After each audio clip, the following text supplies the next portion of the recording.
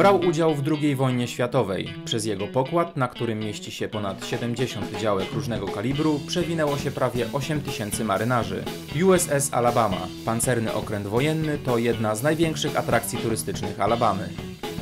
Dzięki służbom muzeum, w którym okręt jest zakotwiczony, mogłem wejść na jego pokład z kamerą.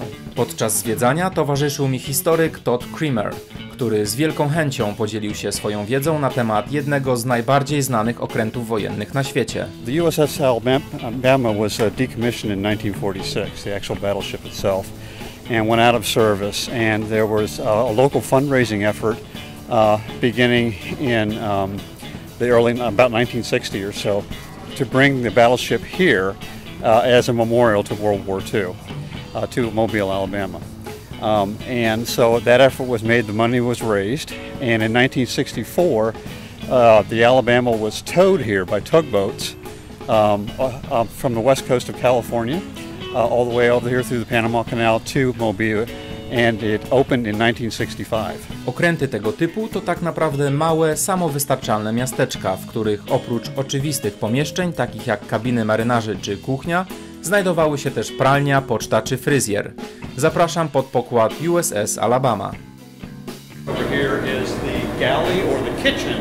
This is the crew's galley, so the main crew, the enlisted men's galley kitchen. They serve 3 meals a day, just like we normally eat today. We had breakfast, lunch, and dinner. All the men were called up by division. They had to wear a certain kind of badge when they could come to line up. And so they would come line up, they would grab a tray and come through the feeding line.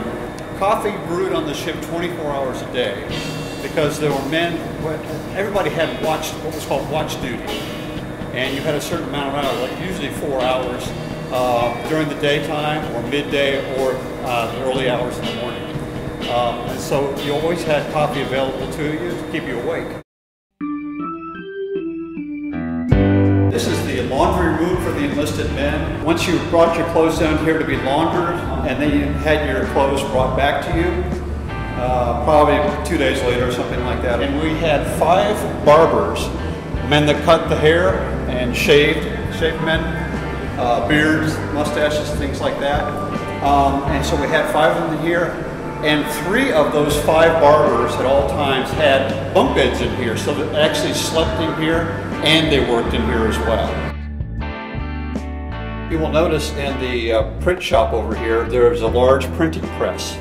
And we had a ship's newspaper during the war that was produced every other day, so every 2 days.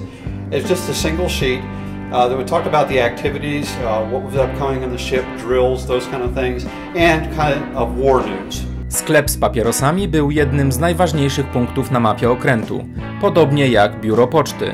This is the area where the enlisted men, the sailors would come and buy cigarette packs, all their shaving needs, shaving cream, aftershave lotion, toothpaste or toothbrush. Mail was received here and sent out from here kind of haphazardly. It just depended on where you were, particularly in the South Pacific during the war. It would be brought by destroyer-class ships onto the ship. Pod pokładem okrętu znajdowała się też mała kaplica. During the course of the war, from 1942 to 1946, we had 4 chaplains on board. We had 3 Protestant ministers and one Roman Catholic minister. If they were in port and the weather permitted, they had their services on the fantail of the ship, or the back of the ship. If not, if there was rough weather, of course if it's during attack time, you're not going to have your services, but if it's bad weather outside, they moved it inside, usually opposite the galley area, the kitchen area, and that's where you would have your services. The area to my left and through this door is the chaplain's quarters, the chaplain's areas where they slept. As I said, we had 4 chaplains on the ship during the war, 3 Protestant, 1 Roman Catholic.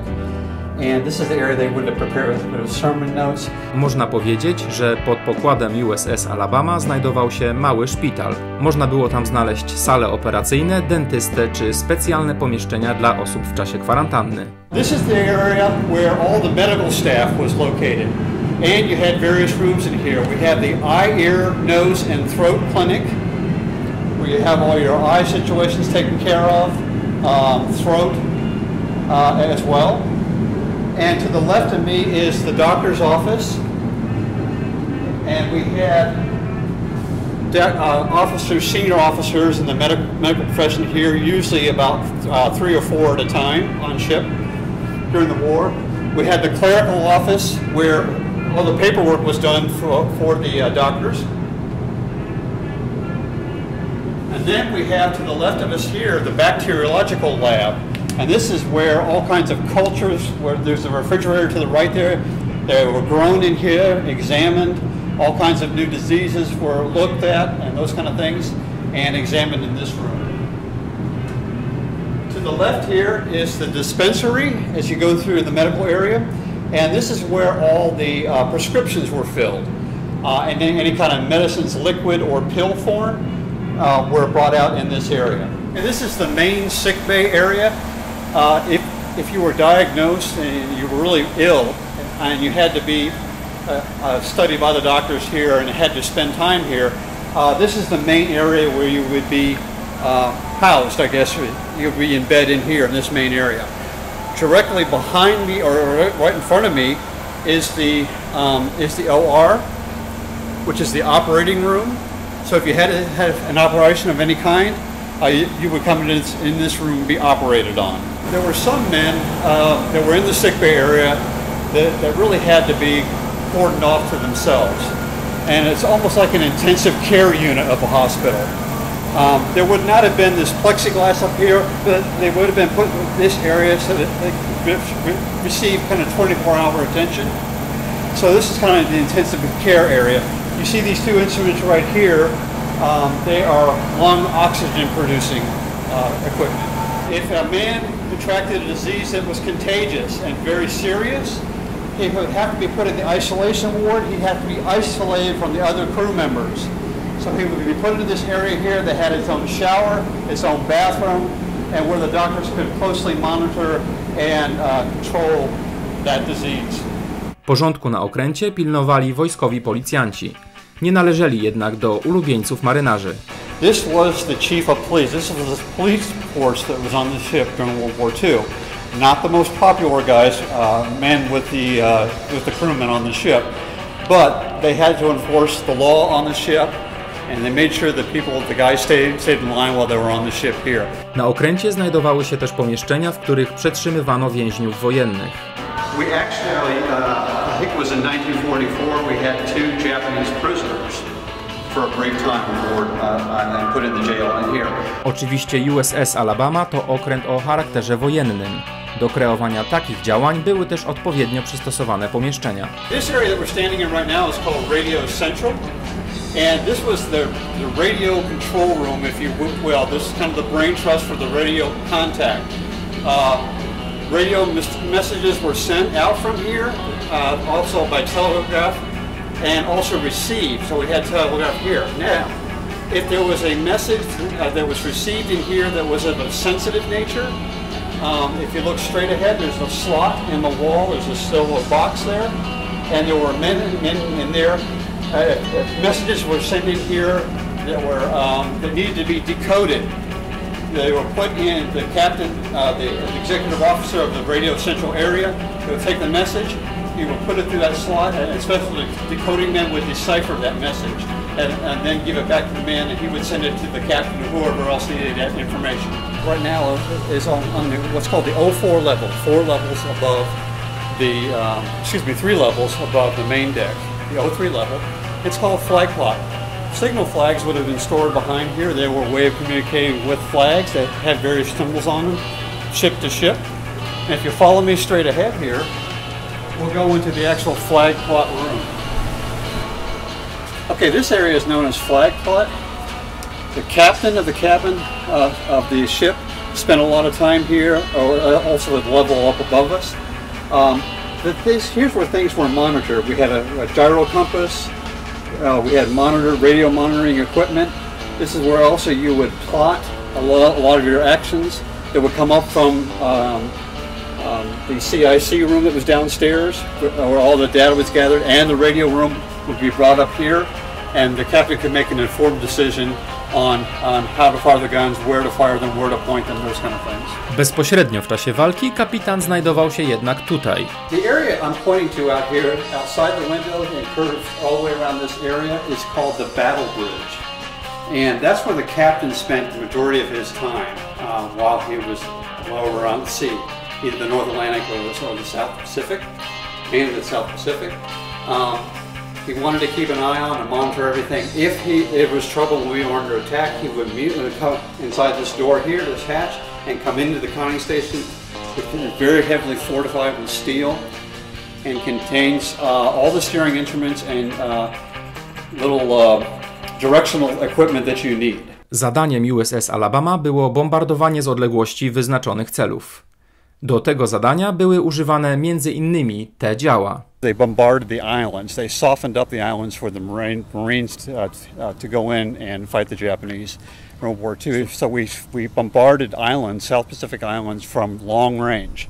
And those 16-inch guns could fire accurately from 21 miles out. So a lot of men involved and from the packaging of the gunpowder bags to putting them into the shells to hoisting them back up here. So it's like a three-step process. How many people were involved in the process? Oh, anywhere between, at all levels of loading it, about 15 to 20 guys. What we have here is a set of our 40 millimeter guns, and again, part of the large armament of the battleship USS Alabama during World War II. You would have a gun crew up here operating these of 4 men.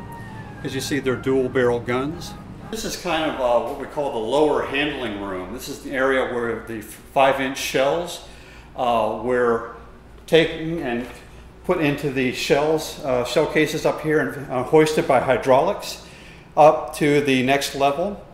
And from there, they were put into the 5-inch mount guns and fired from there. But there's a lower handling room, which is the room we're in now. There's an upper handling room, and then the actual turret area, where the actual gun mount is up above on the main deck. Amerykanie, szczególnie na południu Stanów Zjednoczonych, to wielcy patrioci. Nic więc dziwnego, że na pokładzie okrętu znajduje się osobne pomieszczenie, w którym znaleźć można listę wszystkich marynarzy pełniących służbę na USS Alabama. We're always kind of finding new names. Somebody will call up and say, hey, my grandfather served on the USS Alabama. So it's my job to research and find out if that's true or not. If it's true, we'll add an addition to it out here.